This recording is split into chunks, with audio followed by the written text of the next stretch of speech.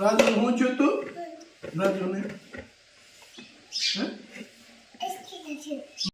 જય સ્વામિનારાયણ આજના દર્શન ગજાનંદ ગણપતિ મહારાજની જય જય કષ્ટભંજન દેવ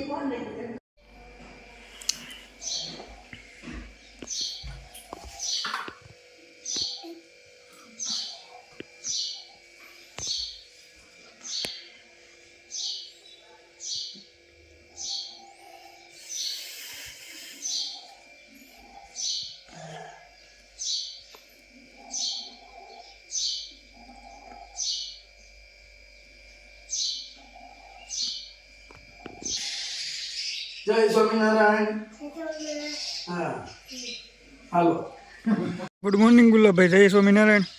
ગુડ મોર્નિંગ. જય સ્વામિનારાયણ. જય સિયારામ. જય શ્રી કૃષ્ણ. જોઈ લો નજારો સૌરાષ્ટ્રનો અને એ પાછી વાડી કેટલું મસ્ત. આ તો પ્લોટ પડ્યા છે, પ્લોટની પાછળ વાડી છે. અને બીજી મારે એક વાત કહેવી હતી. એક બેનનો કાલ મેસેજ હતો કે નહીં નકરું હોય હેર ઓઇલ બતાવો. અને બેન સારું કહેવાય તમે અમારું ધ્યાન દોર્યું. પણ અમે તો 2-3 દિવસે એક ગાણું જ બતાવી છીએ. હેર ઓઇલ તો અમારે રોજે રોજ બને છે એટલે રોજે રોજ તો અમે બતાવતા નથી.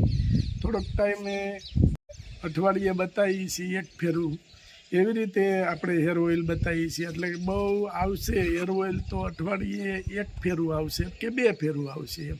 અને બતાવ્યા વિનાની લોકોને ખબર કેમ પડશે કે વસ્તુ કઈ રીતે બને છે, એમાં શું શું નાખે છે, બરાબર છે. અને બેને કીધું કે નવું કંઈક બતાવો. તો નવામાં તો એક્ટિંગ તો નહીં આવે અમારા બ્લોગમાં. એક્ટિંગ કરતાં અમને આવડતું નથી એટલે એક્ટિંગ તો નહીં આવે.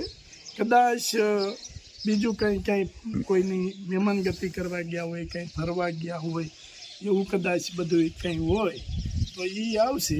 બાકી એક્ટિંગવાળો બ્લોગ તો અમારો કદી નહીં આવે. અમારું જે રનિંગ કે જે અમારી હોય રોજનું રૂટિન લાઈફ, એ રૂટિન લાઈફ જ અમે બતાવશું, બરાબર. અને એ જ અમારા બ્લોગમાં આવશે. એટલા માટે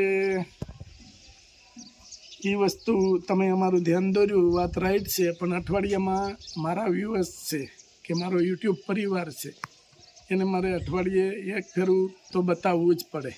અને હું શું નાખું છું, કેટલું નાખું છું, કયું તેલ વાપરું છું, એ બધી ખ્યાલ આવવો જોઈએ. તો લોકોને વિશ્વાસ બેસે. વિશ્વાસ છે આપણી ઉપર પૂરો, આપણું બહુ મગાવે છે પણ મારે બતાવવું તો પડે ને. એટલે અઠવાડિયામાં 1 થી 2 વાર તો આવશે હેર ઓઇલનો બ્લોગ તો આવશે. બાકી એક્ટિંગ આપને ફાવતી નથી એટલે એની કોઈ વાત નથી. જે રનિંગ અમારી રૂટિન લાઈફમાં અમે જે રીતે રહી છીએ અમારી ઘરે એ જ બતાવશે. આ અમારા કાકી છે અને કાકી આવ્યા છે કપડાં સૂકવવા. અને કાકી આ મસ્ત મસ્ત કંઈક બનાવ્યું છે. આ શું બનાવ્યું છે? આ હે નહીં છે આ સીભડાની એણે વેફર પાડી અને એની બનાવી. અને આ સીબડાની ચીરું છે.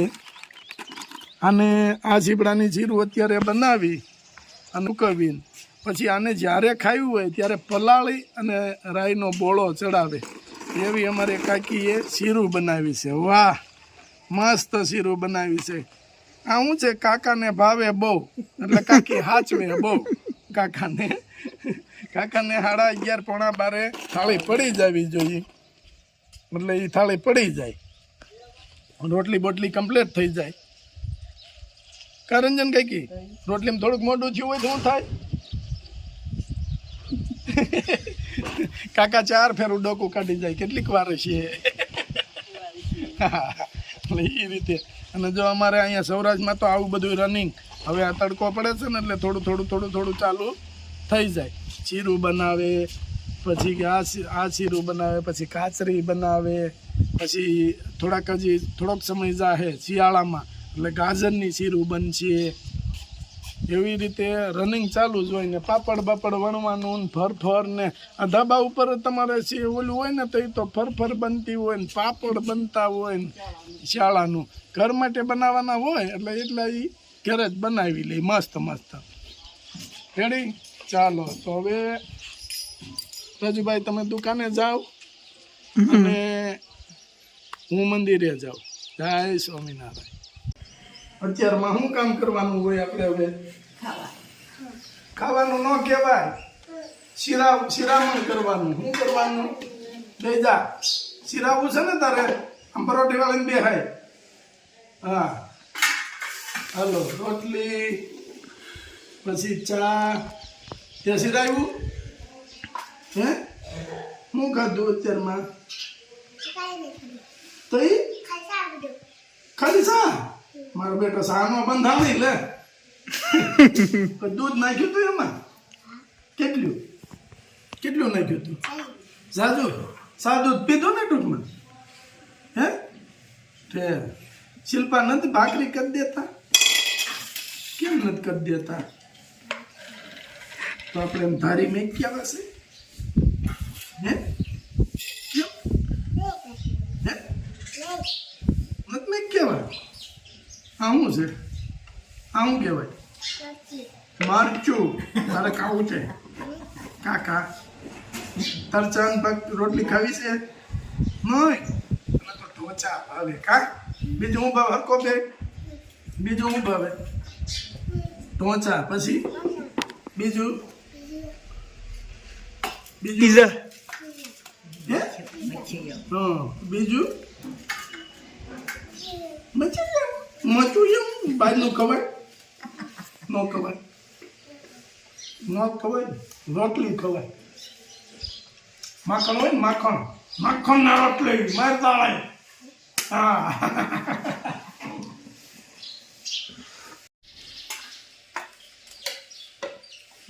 રાજુ હું છું તું? રાજુ ને નહીં તો બીજું કા કહેતો? નહીં બીજું પડ્યું હોય એવું કા કહેતો તમે? ન બોલે. પેલા બોલાઈ ગયું. પેલા મોઢ વપડી ગયા. એક્સિડન્ટ થઈ ગયો ને?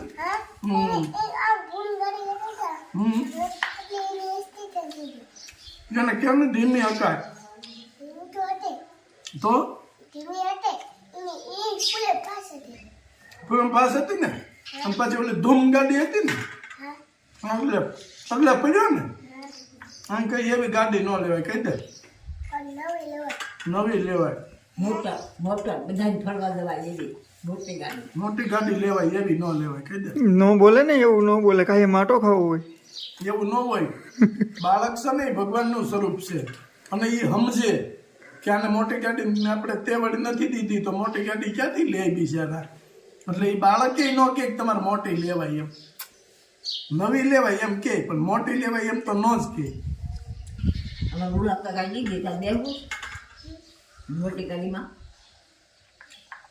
ના જ પડે ને એને ખબર હોય કાંઈ લીધી ન હોય. ગુલાબ દાદા ન લે.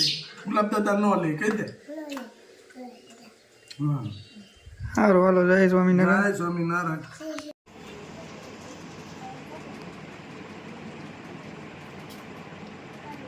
રહસ્ય સાંભળવા માટે ભેગા થયા છીએ. તો બધાના મોબાઈલ સાયલેન્ટ કરી દઈએ. ખૂબ ધર્મ પ્રધાન દેશ છે. કારણ કે આપણે જોઈએ છીએ કે દર વર્ષે કાંઈ ને કાંઈ તહેવારો આપણે ઉજવતા હોઈએ છીએ. જેમ કે હોળી છે, ધૂળેટી, રક્ષાબંધન, દિવાળી, નવું વર્ષ, શિવરાત્રી, ઘણા બધા તહેવારો આપણે ઉજવતા હોઈએ છીએ. પણ વિશેષ અને આજે ગણપતિજીના દિવસો ચાલી રહ્યા છે તો એમાં વિશેષ પૂરા 10 દિવસ આપણે કરતા હોઈએ છીએ. કોઈ કારણસર કોઈ ઓછા કરતા હોય, બાકી આમ તો 10 દિવસ હોય. તો ખૂબ ભાવનાથી શ્રદ્ધાથી આપણે 10 દિવસ ભેગા થઈ અને ગણપતિજીની પૂજા અર્ચના સાધના પ્રાર્થના આપણે કરતા હોઈએ છીએ. તો પૂરી શ્રદ્ધાથી આપણે આ બધું કરીએ છીએ.